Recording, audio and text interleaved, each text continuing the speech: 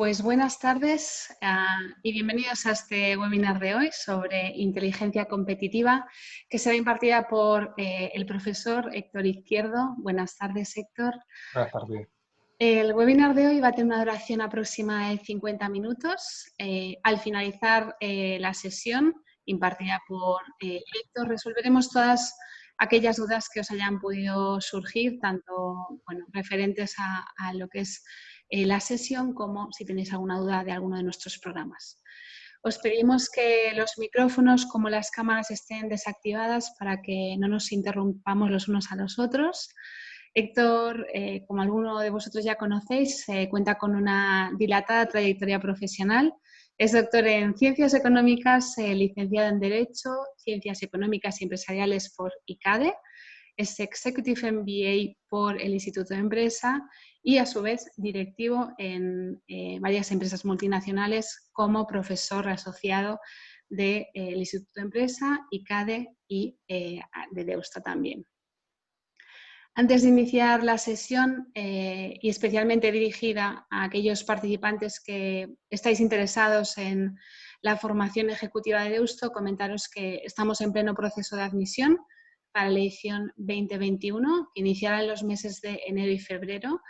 Estamos realizando entrevistas personales, así que aquellos candidatos que queráis conocer de una forma más personalizada los programas y sus beneficios, os invitamos a que contactéis al equipo de admisiones. La formación ejecutiva de Deusto os permitirá obtener sobre todo una visión global de lo que son las organizaciones, desarrollar competencias directivas, aplicar todos los conocimientos que vais adquiriendo a lo largo de esos 10 o 16 meses, dependiendo del programa que realicéis, en un proyecto real y, sobre todo, la oportunidad de pertenecer a la red de alumni de Deusto Business School, que cuenta con más de 7.000 miembros. Asimismo, aquellos que estéis interesados o que vayáis a cursar el programa MBA, a lo largo de su formación también tendréis estancias internacionales en reconocidas escuelas internacionales como pueden ser INSEAD y Fordham.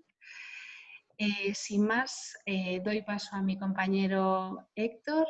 Espero que disfrutéis mucho de esta sesión. Gracias.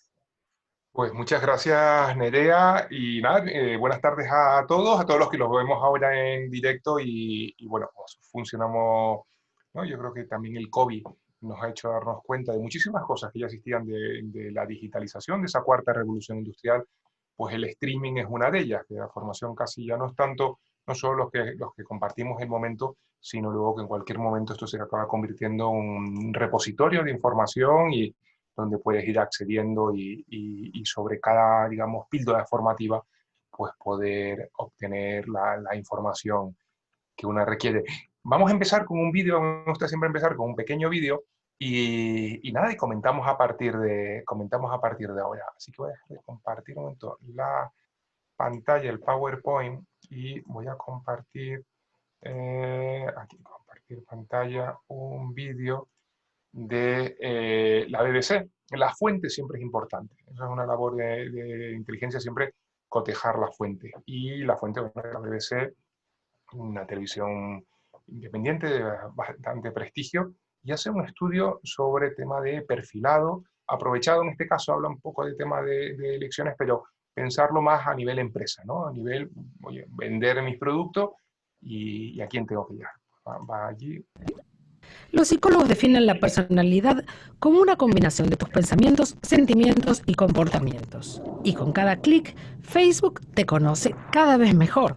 Sin embargo, es ilegal que los anunciantes en Facebook se dirijan a ti en función de tus rasgos de personalidad. Lo que aún no es ilegal es que lo hagan en función de tus intereses. Por ejemplo, a qué películas les das me gusta o a qué celebridad sigues. Pero, ¿y si hubiera otra manera? La compañía Cambridge Analytica utilizó un algoritmo capaz de crear perfiles psicológicos de los usuarios a partir solo de sus interacciones de Facebook. ¿Cómo funciona? La prueba de personalidad de los 5 grandes ha sido utilizada por psicólogos durante años. Te puntúa en 5 rasgos principales. Apertura al cambio, ¿estás dispuesto a vivir nuevas experiencias? Escrupulosidad, ¿qué tan perfeccionista eres? Extraversión, ¿Te encantan las fiestas? Amabilidad. ¿Eres solidario?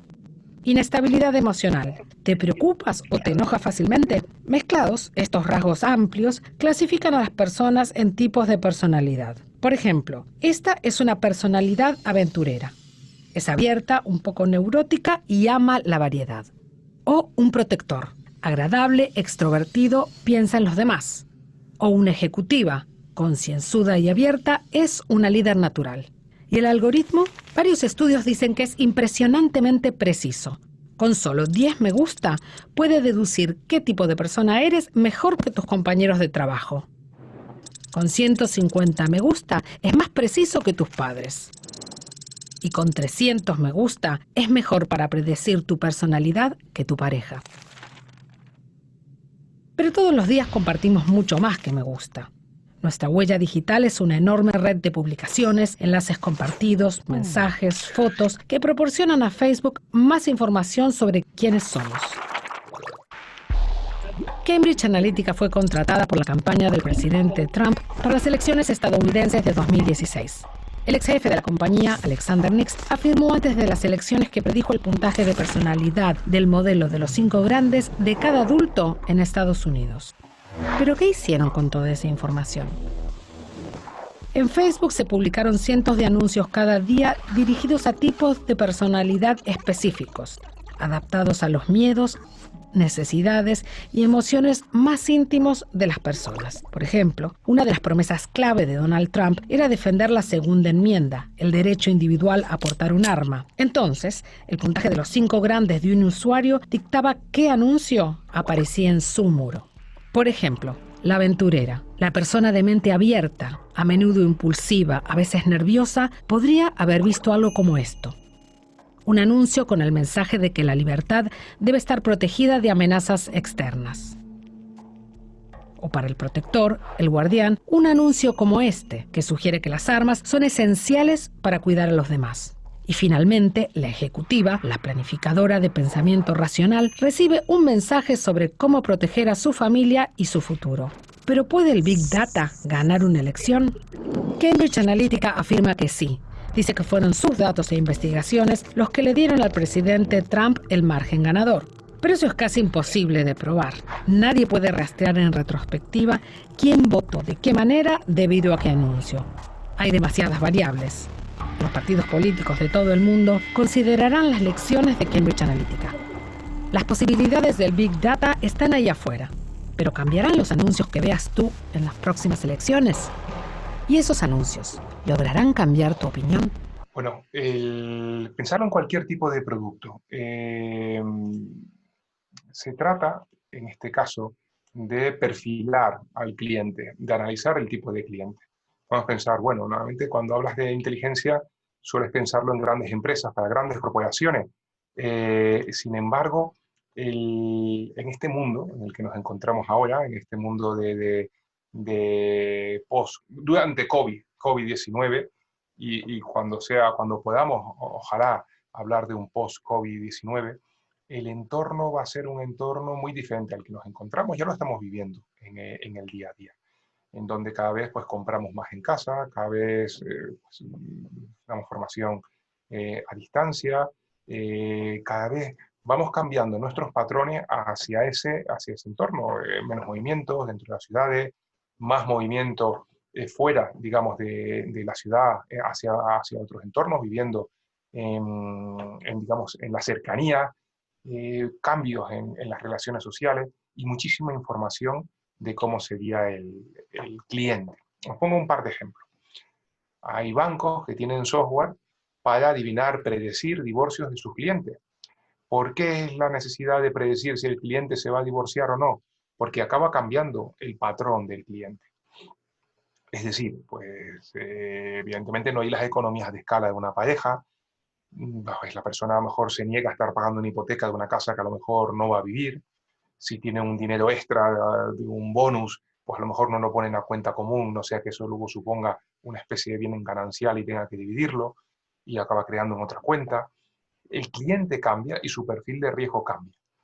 ¿Y quiere decir que haya una especie de detective investigando a la persona? En absoluto. Todos son fuentes abiertas. No tenemos que pensar en ese concepto a lo mejor de inteligencia más ligado a las películas de algo, digamos, en una zona gris de información. No es necesario, y además, precisamente en esos casos, pues cuando hablamos de un servicio público, pues hay un caso de España, un magistrado de la Sala de lo Penal, del Tribunal Supremo, que autoriza si se hace algún tipo de uso, digamos, extraordinario de la aplicación legal, y es el que da el permiso, imaginaos una escucha, para una cuestión de seguridad nacional, pues tiene que haber un magistrado que lo autorice.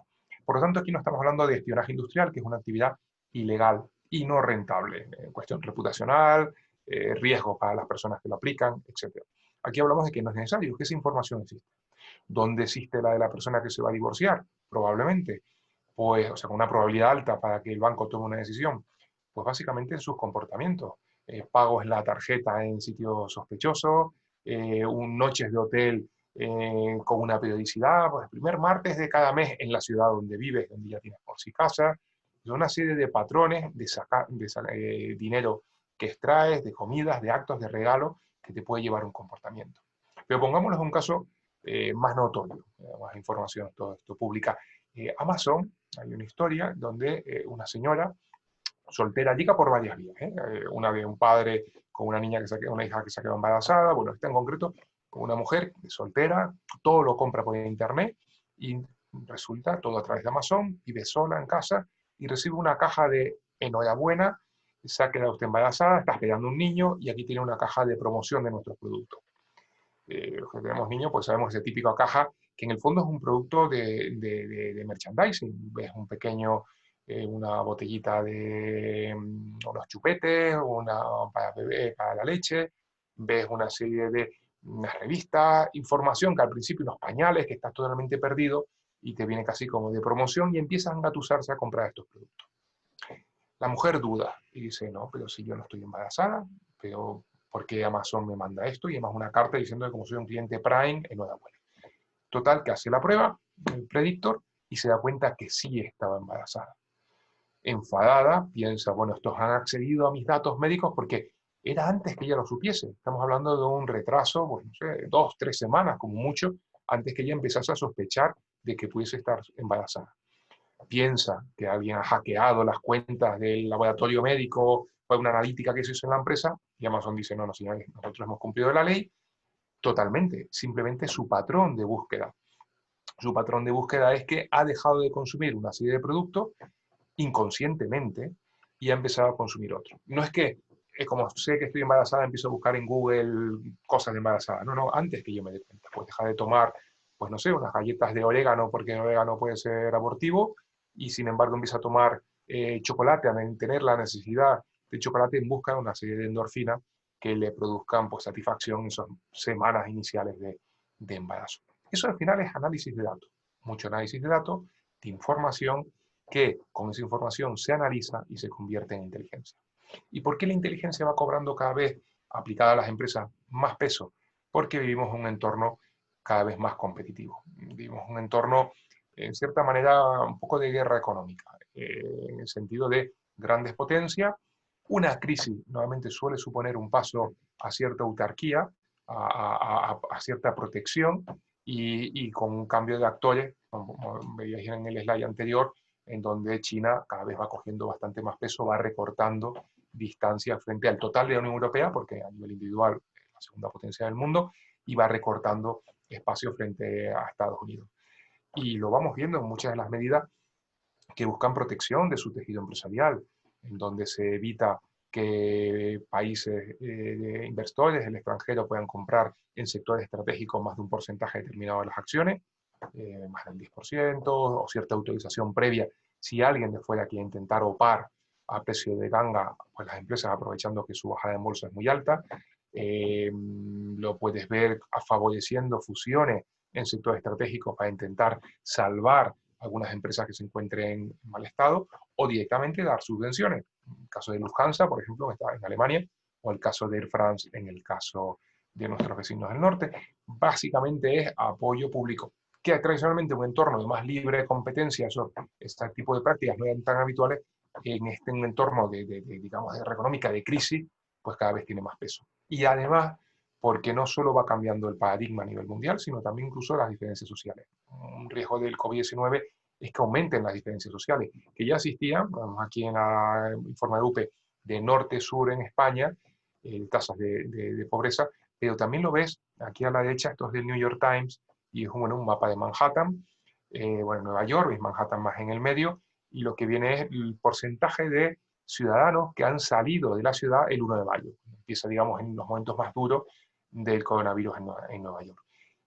Si se dan cuenta así un poco, verán que la zona, pues Manhattan, la zona un poquito de Central Park, que no sale pintado, evidentemente no vive nadie, pues toda esta zona que es una zona como más cara, la Quinta Avenida, Séptima Avenida, Tercera Avenida, se ha ido todo el mundo. De hecho, los colores ahí veis que es superior al 40%. Estamos diciendo que prácticamente el 50%, 60% abandonaron la ciudad, probablemente pues, a sus casas de los Hamptons o un entorno donde hubiese menos riesgos de coger el coronavirus. Y sin embargo, la zona, digamos, más proletaria, la que se tenía que ir a trabajar, la que no tenía segunda vivienda, la que no podía teletrabajar, pues su porcentaje de salida de 1 de mayo era inferior al 10%, a mayor riesgo de contagio.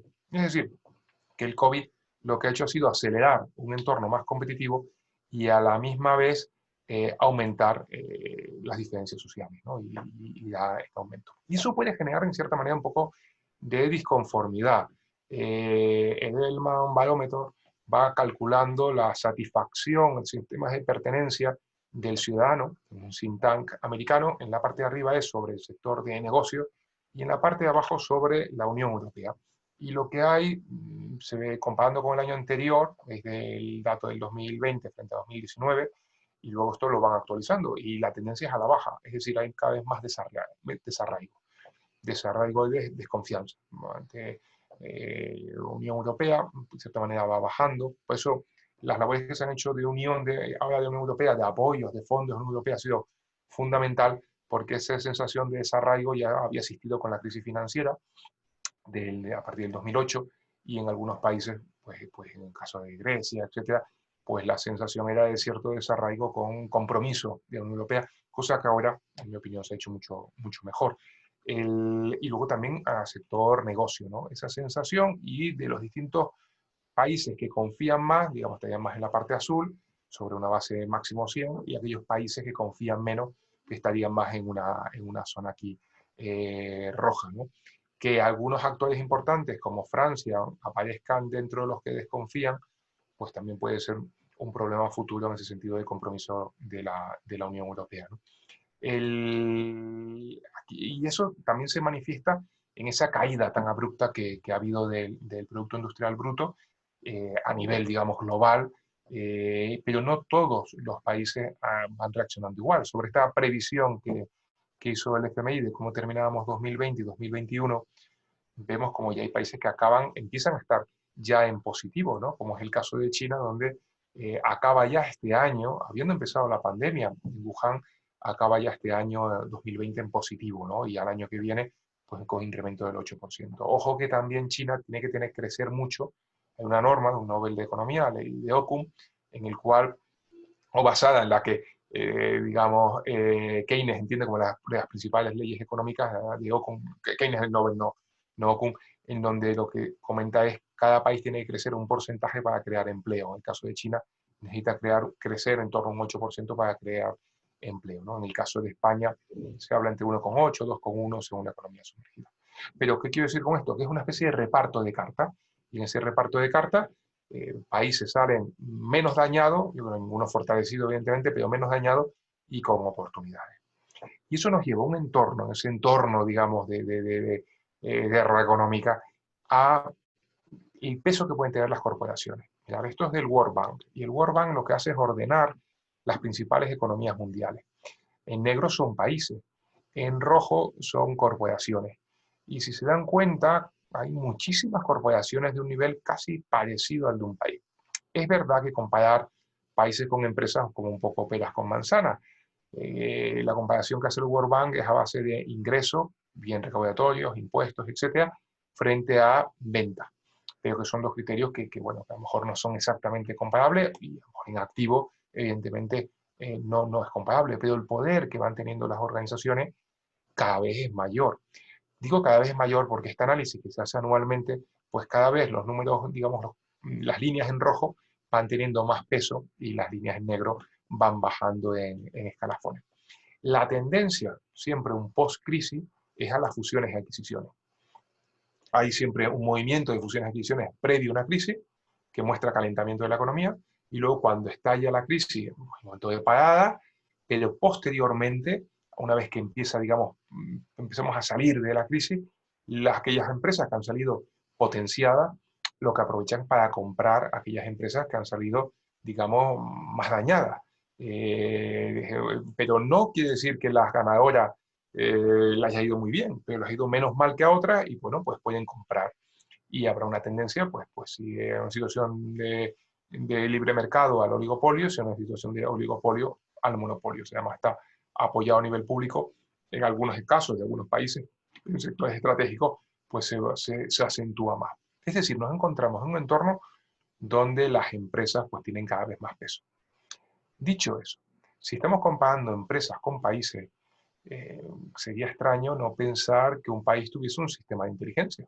Todos tienen su servicio de inteligencia, a veces separados internacional y nacional, a veces centralizado, a veces dentro del ejército, a veces con una visión más civil y no militar, pero todos tienen sus servicios de inteligencia. Y esos servicios de inteligencia, si es plausible que lo tengan países, real que lo tengan países, es plausible pensar que también su equivalente y su adaptado a la situación de la empresa lo tengan estas organizaciones. De hecho, Sun Tzu lo que hablaba era que para vencer, véase una batalla, en nuestro caso, haríamos nuestra aplicación o otro tipo de guerra comercial, había que predecir, saber cuándo podemos ganar y cuándo no, saber qué fuerzas tiene el adversario, saber si nuestras fuerzas van a estar unidas, si están descansadas, si se delegan generales adecuados y nos interfieren para ser victorioso. Esos eran los casos que podías predecir la victoria, pero básicamente el camino de la victoria era conocer a tu enemigo y conocerte a ti mismo. Si conocías ambos elementos, la victoria era segura. Sin embargo, si, como suele ocurrir, te conoces a ti mismo, pero no conoces al enemigo, las oportunidades prácticamente de un 50%. La suerte que el otro estuviese mejor o peor preparado. Por el contrario, si no te conoces suficientemente a ti, ni conoces al enemigo, prácticamente no había posibilidad de ganar. Así que se trata de conocer qué hace el competidor. Y lo sabemos. Bueno, va cambiando. Con los años las gráficas van bajando. Del 2008 al 2015 la situación cambia. Pero ya en McKinsey hacía un estudio en directivos y veía que ante un cambio en el mercado de un competidor, si se actuaba pronto o tarde. Y fijaos que los porcentajes son bajos. Bajo quiere decir que ante, no sé, en el primero de todos, innovación, con suficiente tiempo para preparar una respuesta en el mercado, solo el 23% en innovación y solo un 12% en precio se cumplía. Es decir, lo contrario, el 77% en innovación y el 88% en precio no se conocía. Se actuaba tarde, sin suficiente tiempo para poder tomar una respuesta adecuada. Va cambiando. Esto en Alemania lo hacen con directivos a través de McBrain y lo que ya sí que empiezan a entender que genera beneficios para la empresa y que incluso la inversión se recupera. Los beneficios es más sencillo, gano, sí. El recuperar la inversión es más complicado, como muchas áreas, como marketing, que es complicado saber el retorno de la inversión. Y más en inteligencia. Pensar en una inteligencia pública, ¿cómo la mide? Por falta de atentado, podría ser un indicador. Pero a lo mejor hay países donde no son objetivos de atentados y donde a lo mejor lleva muchísimo tiempo sin un atentado. Quiere decir que ahí lo hayan hecho especialmente bien. Es relativo, ¿no? Esa medición. Pero sí parece que es unánime que las empresas deciden aplicar. ¿Y qué es la inteligencia competitiva? Bueno, la definición que publica el CNI en el libro de análisis y perspectiva de la Universidad Rey Juan Carlos, indica herramienta de gestión o práctica empresarial que consiste en un proceso, estamos hablando de una práctica de empresa. Si hablamos de inteligencia económica, la visión es más pública, desde el sector público. Si hablamos desde una visión, como vamos a hacer ahora, empresarial, sería inteligencia más competitiva. En cualquier caso es un proceso. ¿Cómo es ese proceso? Un proceso sistemático, sin un orden, estructurado, legal, eso es importante, y ético. No se trata de ir a espiar y saltarse normas. No hace falta. La información es pública, la información se consigue. Más, hoy en día, es más, casi hay más infoxicación. Hay demasiada información, lo cual nos puede a veces hasta intoxicar, que la que necesitamos. Que lo que se hace es recoger y analizar. Y ahora el proceso, ¿cuándo se dice información y cuándo se dice inteligencia? Bueno, información es hechos, datos, noticias. Cuando esa información se analiza, se convierte en inteligencia. O sea que inteligencia es información analizada para un fin en concreto. Y se difunde a los responsables de la decisión, alta dirección, para facilitar la misma con el fin, tiene 3 fines. 1, que la empresa sea más competitiva. Oye, quiero saber lo que está haciendo un competidor. Quiero anticiparme, qué fusiones van a hacer. Vamos a hacer una due diligence de sus datos, qué información podemos obtener de sus cuentas, hasta qué precio pueden llegar a ofertar. Su poder de influencia, que eso es una labor, digamos, más de lobby, de una labor, digamos, más proactiva, de hoy en Bruselas, qué normativa se está llevando a cabo, y capacidad de defender los activos, protegerse de los activos materiales e inmateriales. Cada vez tienen más peso los inmateriales que los materiales. Los inmateriales es el intangible, es el know-how, son patentes, bueno, es evitarse de cuestiones de hacking, que puedan acceder a la empresa y robar información confidencial, ¿no? Y material también, de protección de tus propios activos. Eso nos lleva a lo que se llama el ciclo de inteligencia. El ciclo de inteligencia prácticamente comienza con: quiero obtener información sobre un tema, define, digamos, la planificación y la organización de cómo voy a conseguirlo. Luego veis que el ciclo va cambiando la obtención, voy a obtener información, eso es lo de saltar la valla, captar la información, eso es lo de sacar bases de datos, para luego poder elaborarla, analizarla, convertirla, integrarla, valorarla, interpretarla, puntuarla en función de la fuente y la credibilidad de esa información. Y ya una vez que esa inteligencia tengo una nota, por así decirlo, la inteligencia del 80% es insuficiente para la toma de decisiones. Vamos a cotejarla, vamos a corroborarla, vamos a buscar otras fuentes que nos confirmen esta información y en vez de un 80 subir a un 85, un 90% que nos dé confort para tomar una decisión. Ya se difunde a los destinatarios, que luego se vuelve a activar el ciclo, si fuese necesario, pues perfeccionarlo, y con esta inteligencia necesitamos conseguir un poquito más, ¿no? Buscar un poquito más. Código ético, por ejemplo, hablando de ética, es una manera también de captar información dentro de la empresa, de proveedores que están disconformes porque le han dado un concurso a otro, de un cliente que ve que no se ha cumplido sus especificaciones que le habían prometido, de un empleado que no han ascendido, ve que a otro a lo mejor lo han ascendido. Mucha información. Es un canal, al fin y al cabo, que tiene otras funciones, evidentemente, de compromiso, de valores, pero que también da mucha información de arriba abajo dentro de la empresa. Por distinguir una serie de conceptos, pues hablamos de inteligencia competitiva como más de la empresa, vigilancia tecnológica tiene que ver más con cuestiones de patentes, business intelligence es más del data mining, todas tienen la relación con la inteligencia.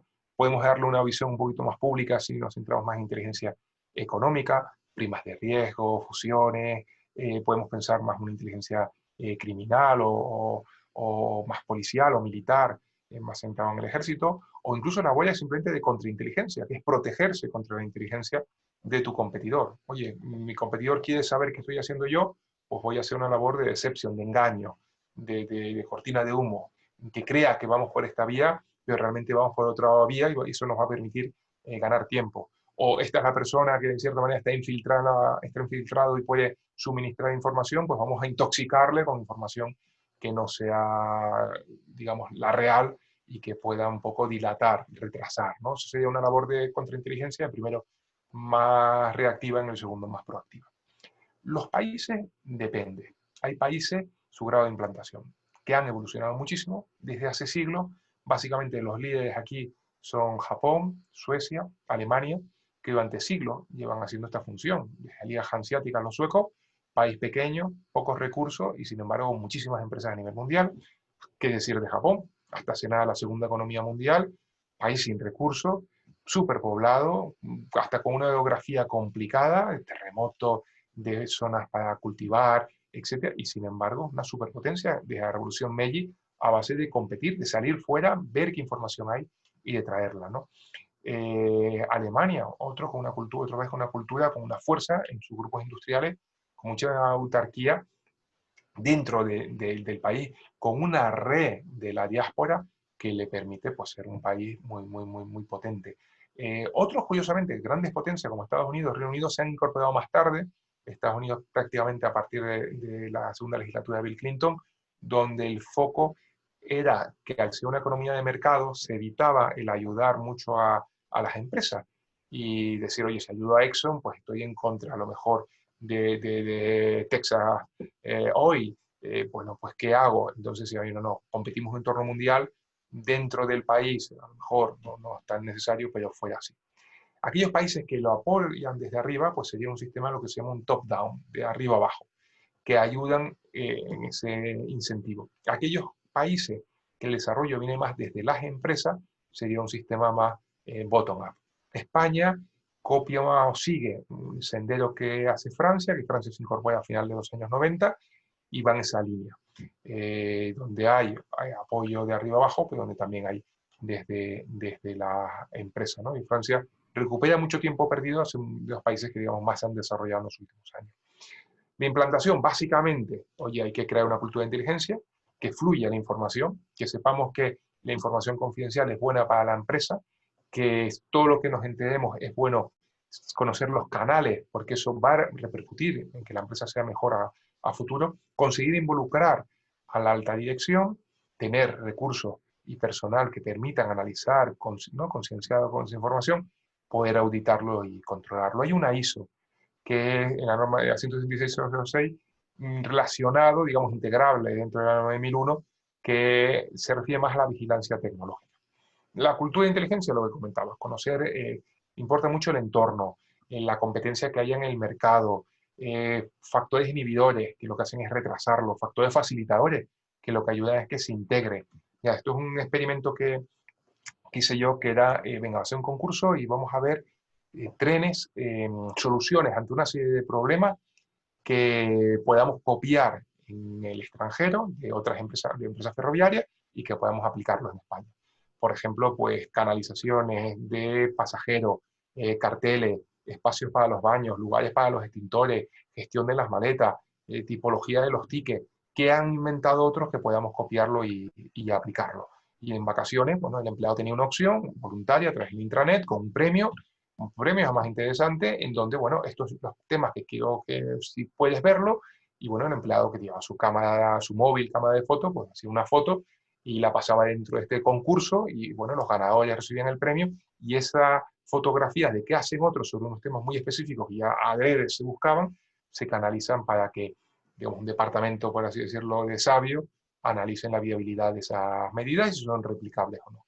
Involucrar a la organización, eso es complicado, eso a veces tiene como factor inhibidor pues las luchas, los egos, el hacer hueco a alguien, labores que muchas veces se han estado haciendo pero están desagregadas entre la organización, crear un equipo que haya perfiles de personas que conozcan la casa, con perfiles que estén habituados a las nuevas tecnologías de información, análisis de datos, y luego auditar que eso funcione. Puedo auditar las fuentes de datos, puedo auditar la gestión del conocimiento, puedo auditar que esa información se analice, se convierta en inteligencia y se aplique en la organización.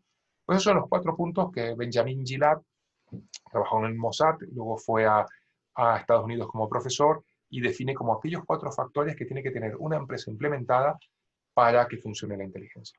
Y sistemas hay muchos. Aquí tenemos un ejemplo en Alemania, otro ejemplo en Japón de sistemas de inteligencia económica, donde veis que al final es la integración de distintos campos, empresarial, sindical, político, diáspora, grupos industriales, labores, ministerios centrados más en el exterior. Mirar, esto es lo mismo en Francia, ¿no? Francia, en azul serían los instrumentos públicos, en rojo, fijaos, centros de estudio. Oye, sale una cepa de vino en Chile, puede ser una amenaza para nuestros vinos, entendiendo el vino como un factor competitivo estratégico para el país. Pues tenemos universidades que pueden estudiarlo, cámaras de comercio ligadas a esas universidades, tenemos sistemas por el cual se puede acceder a ver qué es lo que está ocurriendo en otro país, y por supuesto un comité de competitividad y seguridad económica que lo que hace es medir qué aspectos son necesarios para articular, digamos, la maquinaria o cuáles aspectos no afectan tanto. Entendiendo ya entonces en qué consiste la inteligencia competitiva, vamos al vídeo inicial. ¿Qué es lo que pasaba en el vídeo? ¿Qué se hacía? Bueno, pues teníamos una empresa que lo que necesita es conocer a sus clientes. Y en función de cómo es el cliente, vamos a darle un tipo de publicidad en ese caso. Eso se llama perfilado, ¿no? Perfilado, digamos, indirecto, y lo que hace es, por ejemplo, es predecir comportamiento. Y esto viene de UMIN. UMIN son fuentes humanas, ¿vale? Es inteligencia de fuentes humanas, de entrevistar personas, de conocer patrones. Hay distintos tipos de inteligencia, pues UMIN sería el de fuentes humanas. En vez de fuentes tecnológicas o de inteligencia de señales. Bueno, vamos a partir del método, digamos, que es el más estable, el más conocido, que es el modelo PEN. El modelo PEN mide y clasifica a las personas en 3 tipos: psicoticismo, extraversión y neuroticismo. Piensen ustedes ahora en cuál se encontrarían. Son sobre 3 factores. Es decir, puedes destacar mucho en uno o en otro. Digamos, la gran mayoría de las personas nos encontramos en una campana de Gauss, pero no en el medio, en todos en el medio. Tampoco que sean los extremos. Pero en función de la combinación de esos 3 elementos, de las 18 alternativas que puedes tener, en función de si tienes mucho, medio o poco, vas a poder predecir el comportamiento de la persona, que es lo que salía en el vídeo de Facebook. Es decir, extraversión. Piensen si son extrovertidos o no. Lo que es un extrovertido lo ves, una persona vital, habladora. Hay rasgos que lo pueden identificar. Pues el tipo de música que escucha, si se encuentra cómodo en una discoteca o sin embargo si se encuentra incómodo, pero no a nivel social, sino por la propia activación neurológica. Si toma café, porque necesita levantarse y espabilarse, el introvertido es más del café que el extrovertido. Si toma alcohol, el alcohol es más del introvertido que el extrovertido. Las personas que se activan más por la tarde-noche y son sus horas buenas de trabajo suelen ser más extrovertidos. El introvertido suele ser el que amanece muy prontito por la mañana y entonces esas son sus horas buenas, ¿no? Cada uno tiene sus horas buenas en el día de máximo trabajo, de máximo, digamos, rendimiento. Eso sería una clasificación del extrovertido o del introvertido. El neurótico tiene que ver más con la emocionalidad de la persona. Un neurótico, pues, no sé, Woody Allen, por ejemplo, el carácter de Woody Allen en las películas, me refiero, o sea, personaje maniático en algunos casos, ¿no? Puede ser que tengas un neuroticismo muy alto, que sea una persona con baja autoestima, muy emotivo, muy maniático, muy impaciente, o puede ser que sea más estable, más relajado, más calmado si su nivel de neuroticismo es bajo. Y luego su psicoticismo. El psicoticismo es su dureza afectiva de la persona. Si es más egocéntrico, si busca sensaciones, si es más duro. No quiere decir un psicópata. Un psicópata, digamos, conoce el sufrimiento de otra persona y disfruta. En este caso, más bien dureza afectiva. Oye, quiero conseguir algo y voy a conseguir ese algo, ¿no? Una persona, digamos, menos con psicoticismo más bajo, una persona más altruista, más temerosa, más normativa. Ojo que hay un estudio que publica el Washington Post, pues, en Internet, que habla del porcentaje de psicoticismo en alta dirección en empresas en Estados Unidos cotizadas y coincide con porcentajes muchísimo más altos que en la media, ¿no? Ese ganador que, oye, tengo que despedir a tantos empleados y los despido, tengo que hacer una fusión, caiga quien caiga. Bueno, es un nivel de psicoticismo mucho más elevado del que hay digamos, en una media, digamos, de la ciudadanía. De hecho, si miras el estudio, coincide con el porcentaje que hay en el corredor de la muerte. Entendiendo corredor de la muerte, personas que están esperando ya con una sentencia firme la ejecución de su pena. Bueno, pues con unos porcentajes no muy dispares, ¿no? Pero bueno, eso lo tenéis ahí en internet. A partir de ahí buscas combinaciones. La persona que sea, que solo recuerde lo negativo, pues una persona con un neuroticismo muy alto, un psicoticismo muy alto y extrovertido. O sea, la persona que le hacen una prueba, un restaurante, y 8 cosas funcionan bien, 2 mal, le entrevistas a la semana siguiente y se ha quedado con las 2 malas. Puso el dedo en la sopa, la servilleta estaba sucia, lo demás fue fantástico. No se acuerda, solo se acuerda de lo negativo. Bueno, son perfiles. En función de tu perfil, sabes cómo actuar, cómo controlarlo. ¿Quiere decir que la persona esa información la tenga? La tenemos continuamente a través de la información que damos. Incluso, no solo de la información que damos nosotros, sino de nuestros entornos. Nuestras fotos que subimos en Facebook, si son con muchos amigos, si son con pocos amigos, cómo son nuestros amigos, qué tipo de tipología son nuestros amigos, qué información te doy en el LinkedIn acerca de los procesos que estoy haciendo. Ojo con los empleados, que pueden usarlo para dejar la empresa o dar información confidencial. El comportamiento, vamos dejando una traza en cada cosa que vamos haciendo, en cada gesto que vamos haciendo a través de nuestras redes sociales. Y esa información, simplemente analizada, nos permite localizar un patrón. Las personas piensan, soy lo suficientemente importante para que me analicen. Es que no te analizan directamente a la persona, analizan dentro de un global.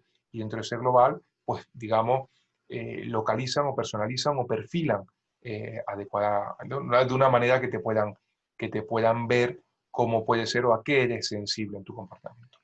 Y a partir de ahí te puede anticipar comportamientos que funcionen o que no. Esto es de un vídeo famoso de Kendall Jenner, que hace sobre una manifestación y llega con una lata de Pepsi Cola y acaba la manifestación y hace como una especie de labor altruista. Bueno, pues en función del perfil se veía que había personas que les sentaba fatal y más en momentos de manifestaciones en Estados Unidos.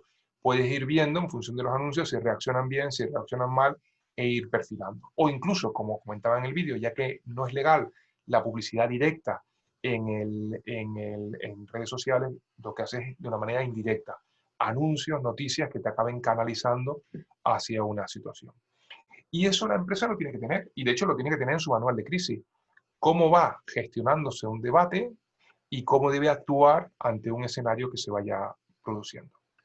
Información, se puede conseguir de mucha. Aquí he puesto un listado, toda es información pública. Hay metas buscadores, como el caso de Observa, o el Observatorio de Transferencia Tecnológica.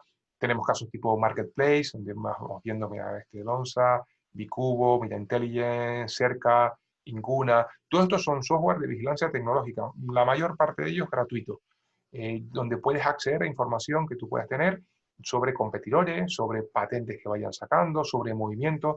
Tienes, por ejemplo, Open Analytics, que básicamente entonces, viene en isocat.es, de Big Data, de Business Intelligence, de Data Mining, tienes Media Lab Pro o Lab Reference, tienes buscadores especializados como Intelligo, Recoleta, National Library of Energy, son buscadores especializados de información, según lo que quieras, técnica, biomédica, energética, y te ayuda a anticipar comportamientos. Porque la inteligencia lo que busca es también anticipar comportamientos, ser prospectiva. Y luego bases de datos especializadas, bueno, aquí tenéis un listado, desde algunas más académicas tipo Web of Science o Scope o Teseo, a otras ya más centradas en cuestiones de patentes, que eso te vaya anticipando el DATIPAT, USTO, la Oficina de Patentes japonesa, que te vayan accediendo a esas herramientas. Y son herramientas que puede tener una pyme. Ya no es una cuestión solo de un departamento de grandes corporaciones. Aquí os pongo algunos ejemplos de algunas de estas páginas que comentaba. Por ejemplo, aquí tienes de comportamiento del tráfico. Fijaos, aquí se comparan 5 páginas web, media al día, duración media, páginas que has visitado. Bueno, pues tú lo puedes tener de tu página web. Puedes ver tu evolución, pero no de tu página web, que es información lógica, sino de tu página web en relación a tus competidores. Aquí tienes Adidas frente a Puma o a Nike y cómo se van comportando. Pero es que incluso lo que puedes hacer es más bien en función de eso ir empezando a comparar pues lugares de precios en Amazon, por ejemplo, de distintas páginas, de distintos productos para el mismo producto que quieras comprar. Y a partir de ahí lo que te permite es, oye, pues voy a comprar en tal página que me va a salir más barata. Es decir, un buscador sobresentado en una compra específica y al revés, porque el cliente lo va a hacer de ti y tú también hacerlo de tus competidores para, si hay una sensibilidad ante un precio, pues saber fijar el que más, digamos, tu umbral en el cual estarías siendo competitivo frente al resto y a la misma vez sin perder el máximo dinero posible. Interés que puede haber sobre distintos temas, que lo veis sobre evolución histórica, pues esto lo vas acotando a nivel territorial y lo vas acotando a nivel temporal, pero bueno, sobre distintos tipos de actividades deportivas, ¿no? Y unas que van creciendo, unas que se ponen de moda, otras que no, otras que van en función casi del perfil, ¿no? Aquí tenéis un mapa en Estados Unidos del perfil, digamos, del usuario, ¿no? ¿Qué es lo que busca? ¿Qué es lo que le preocupa? ¿Qué temas son los más importantes? Veis que cada estado tiene distintos tipos de preocupaciones, eso es como su principal preocupación, o incluso del de arriba, el gráfico que tenéis a la izquierda en Estados Unidos, lo que te va midiendo es sobre un tema en qué estados afecta más, de dónde está un poco tu objetivo. para muchas empresas al final, da igual donde se encuentren, es más, ahora esa posibilidad del teletrabajo de volver a sitios donde la calidad de vida pues, probablemente mucho mejor que en una gran ciudad, y llevar el producto desde allí. En España tenemos un caso con Marrakech de venta de productos de esquí desde Serler y cómo suministra a nivel mundial. O la Bruja de Oro, como una oficina de loterías en el norte de Lleida y sin embargo, bueno, es la que más factura con muchísima diferencia. Hay muchísima información que puedes obtener, incluso comparar indicadores de coste para el mismo producto, etc. Pero incluso lo que puedes hacer es hasta llegar a ver precios de los productos. Y lo que es más importante, llegar a ser prospectiva. En algunas de estas aplicaciones lo que te analizan es, mirando el histórico, la información pública de un competidor, cuál sería el precio máximo que pudiese llegar. Es decir, o el precio mínimo en ese caso. Es decir, no es solo qué precio está ofertando, sino en una potencial guerra de precios, qué riñón financiero a priori tiene, porque no, luego hay factores que no llegan a conocer, pudiese llegar para, por lo tanto, decir, oye, yo creo que como máximo mi competidor es capaz de llegar a este precio sin entrar en una situación de pérdida. Por lo tanto, la idea de la inteligencia competitiva básicamente se trata de monitorizar, de conocer. Eso sería una parte más cercana a la vigilancia tecnológica. Y sobre esa monitorización, y en base a una estrategia que la empresa ya ha fijado, establecer unos planes de acciones, en algunos casos reactivas, en unos casos reactivas, que nos permita conocer qué es lo que ocurre, salir fuera a conocer qué es lo que está ocurriendo, analizar esa información y con esa información básicamente tomar decisiones.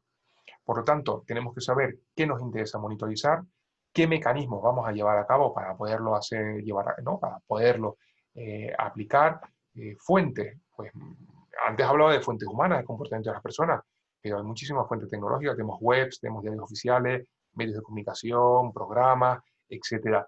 A partir de ahí, canales de información, ¿vale? Con, digamos, quién es el responsable de digamos, esa gestión, y en base a eso, fijar niveles de actuación. Y esos niveles de actuación es construir sobre los distintos grupos que tengan relación, quiénes son las personas clave, el perfilado que comentaba antes, también se utiliza para hacer tu organigrama de tu competidor. Imagínate que vas a hacer una reunión de negocio y no es solo el organigrama de quien manda, a lo mejor en el organigrama parece un consejo delegado y parece que es el que toma las decisiones, y sin embargo no es el consejo delegado, a lo mejor es un consejo delegado floero y el que toma las decisiones es el director financiero, el director de recursos humanos.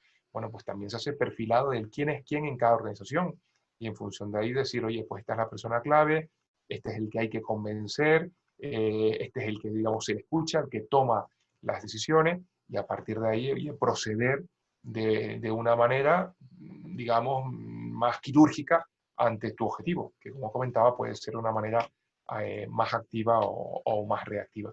Y acciones, bueno, tú puedes intentar conseguir información o hacer labores, digamos, de influencia de distintas maneras. Prácticamente lo que hace una organización es establecer esos canales de cómo canalizar la información. Como quien tiene un buzón de sugerencias, pero oye, cuando estos son temas claves, cuando alguien se entera de una cuestión que afecta a la empresa, ¿cómo lo canaliza?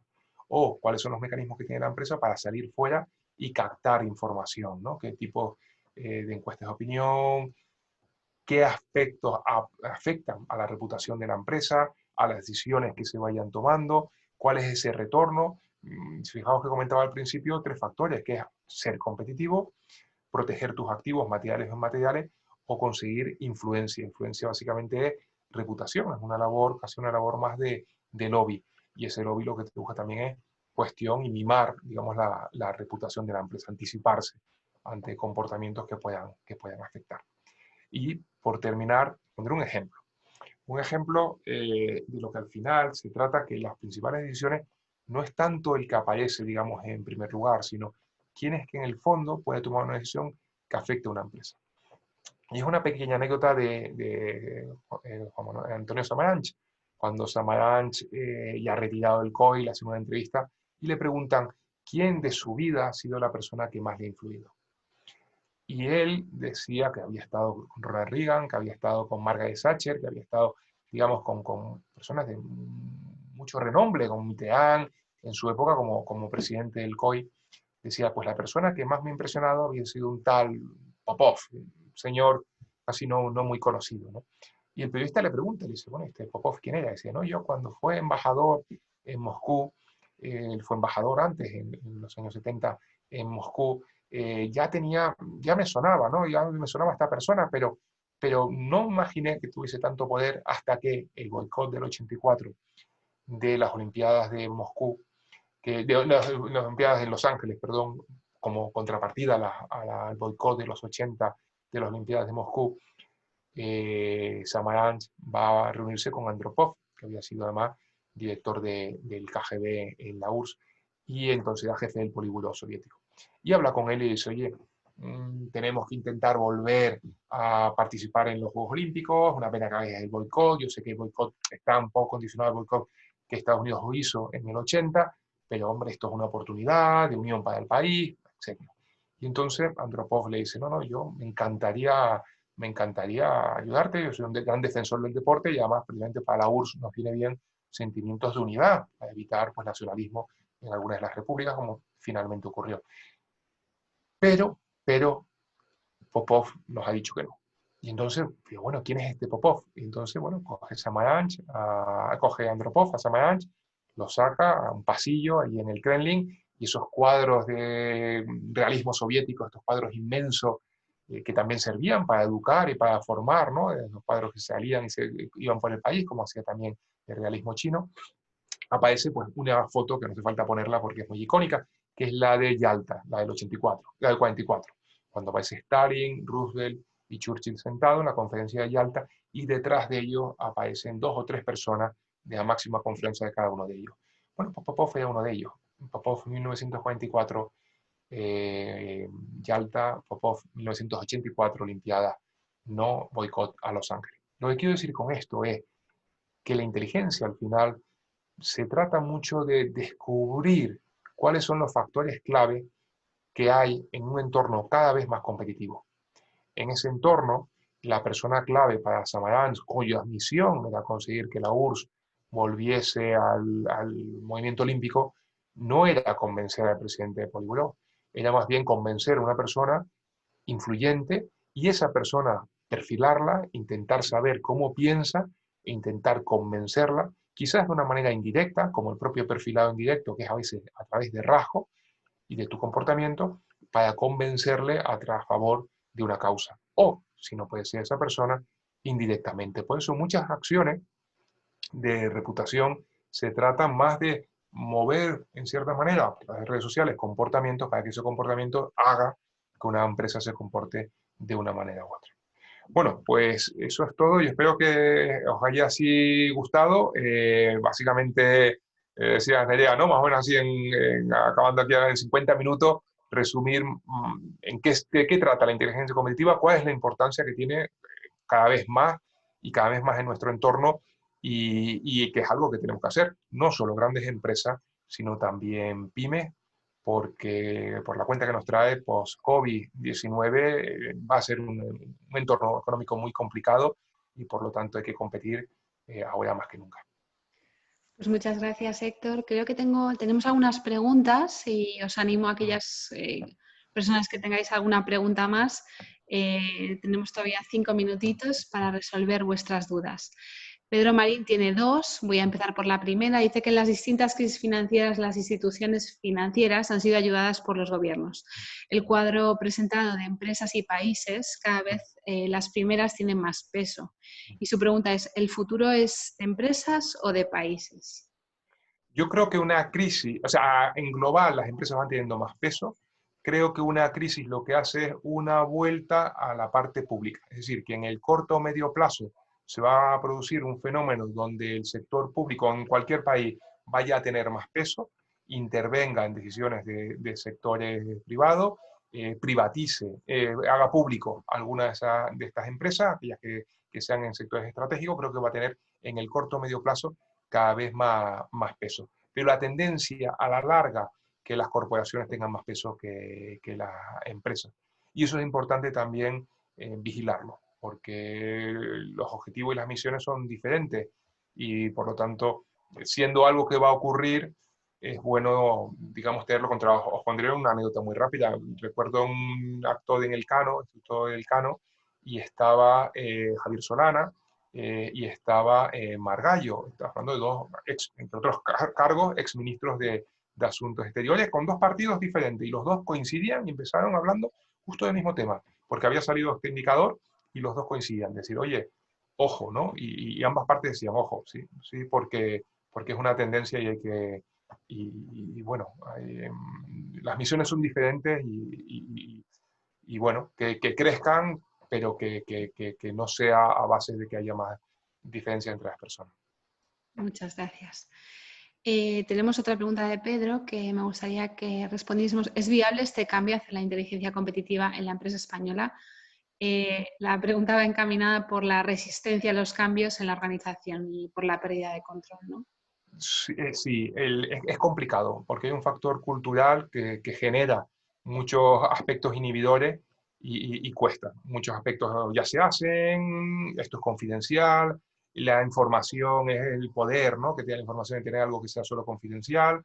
La rotación, España es un país que las personas rotan de empresa, no tanto como países anglosajones, pero menos que en los países que tienen más implantación de inteligencia competitiva. La sensación de pertenencia. Uno de los factores, en el ejemplo que os ponía de hacer las fotos en verano, que comentaban algunos empleados, me decían, pero hombre, encima todo el año trabajando y en vacaciones voy a poner a hacer fotos, que seguro que además el premio se lo van a regalar a alguien, esto seguro que ya estaba amañado, yo en vacaciones no hago fotos, etc. En el fondo, y por supuesto que el concurso era totalmente limpio, era algo para la empresa, pero cuesta a nivel cultural, cuesta mucho. Lo que pasa es que ahora es un proceso de aceleración, no nos queda más remedio, o sea, hay que ponerse las pilas sí o sí, porque no hay margen para dar un pasito para atrás o para, no, ahora hay que, esto es como una situación de guerra, pues en una situación de guerra hay que tirar para adelante y hacer de todo de tripa corazón. Totalmente de acuerdo. Y Álvaro nos pregunta, gracias Héctor por la ponencia, solo por curiosidad, ¿qué empresas en España conoces que estén aplicando IC, inteligencia competitiva, en el sector de la energía? ¿Alguna o en algún otro sector? Sí, ya lo que ahora es Naturgy, que en su momento era Unión Eléctrica Fenosa o Unión Fenosa Gas, pues Repsol es otra de las empresas que también tienen implantación. Empresas también porque dónde operan. Entonces, muchos de los países en el sentido de oil and gas, en la parte, digamos, upstream, digamos, en la cadena de valor hacia arriba, operas en países donde pues, hay riesgos. Hay riesgo, un ejemplo, Unión Fenosa, vamos a tocar vivirlo, de la primavera árabe. Y como la que entonces era la segunda planta, y fue en su momento la primera planta de licuefacción de gas, pues en un momento dado el gobierno egipcio, pues mirarlo aquí en internet, pues decide pues semi-apropiarse de la planta, en el sentido de no suministro gas, y al no suministro gas, y tengo una planta que ha costado $1.000 millones, y tengo un préstamo que pagar, y no recibo gas para licuarlo y venderlo, pues al final lleva un poco a la quiebra a esa empresa, o pone en una situación muy compleja que obliga a la empresa o a venderse, o a fraccionarse, o a negociar, o a arbitrar. ¿Y quién esperaba la primavera árabe? Pues se trata mucho de anticipar comportamientos, de manera que sí, sector energético evidentemente es de los más relevantes, primero porque es estratégico y segundo porque en España, salvo energía renovable, que está creciendo su pool mucho, tradicionalmente somos importadores de las fuentes de energía. Así que las grandes, todas las grandes lo tienen. Muchas gracias. No sé si hay más preguntas. De momento creo que hemos resuelto todas las dudas de nuestros ponentes. Os invitamos a que si tenéis alguna pregunta mayores, después de que volváis quizá a visualizar la sesión, que a veces nos pasa, ¿no? Que nos surgen dudas una vez de que ya ha pasado la ponencia, que nos las enviéis y las responderemos. Daros las gracias por participar de esta sesión. Muchísimas gracias, Héctor. Siempre es súper interesante escucharte y nada, os invitamos a que nos sigáis en redes y que sigáis participando de estos webinars de Deusto Business School. Muchísimas gracias. Os enviaremos el vídeo a lo largo de esta semana. Gracias por participar. Gracias. Buenas tardes. Hasta pronto.